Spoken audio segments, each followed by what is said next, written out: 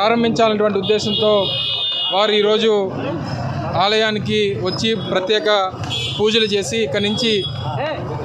ప్రచారాన్ని ప్రారంభించాలని చెప్పి వారు నిర్ణయం తీసుకోవడం, వారితో పాటు స్థానిక శాసనసభ్యులు గణేష్ కుమార్ గారు,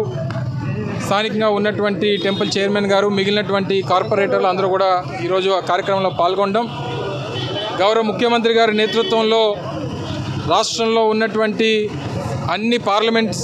నియోజకవర్గాలు, అన్ని శాసనసభ నియోజకవర్గాలు గెలిపించుకోవాలనేటువంటి దిశగా ఈరోజు ముందుకెళ్తున్నటువంటి తరుణంలో రాష్ట్రంలోనే అత్యధిక ప్రాధాన్యత కలిగినటువంటి విశాఖపట్నం పార్లమెంట్ నియోజకవర్గానికి సీనియర్ నాయకురాలు,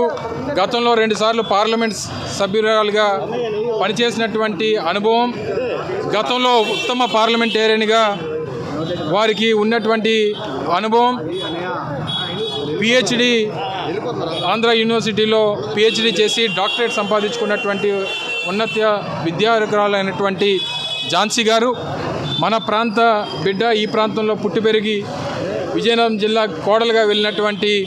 ఝాన్సీ గారు ఈ ప్రాంతం నుంచి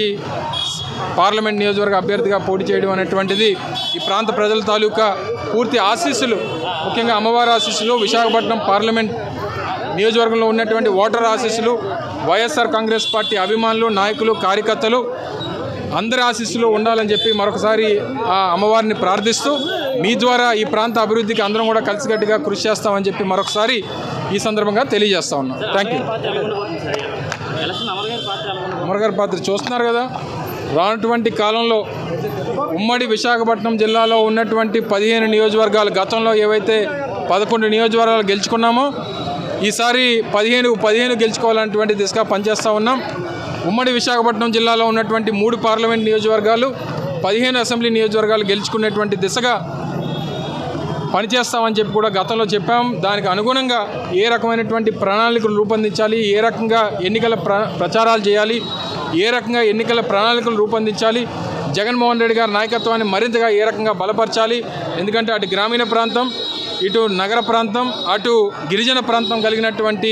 ఒక ప్రత్యేకమైనటువంటి జిల్లా ఉమ్మడి విశాఖపట్నం జిల్లా కాబట్టి తప్పకుండా గతంలో వచ్చినటువంటి సీట్ల కన్నా ఒక సీట్ అన్నా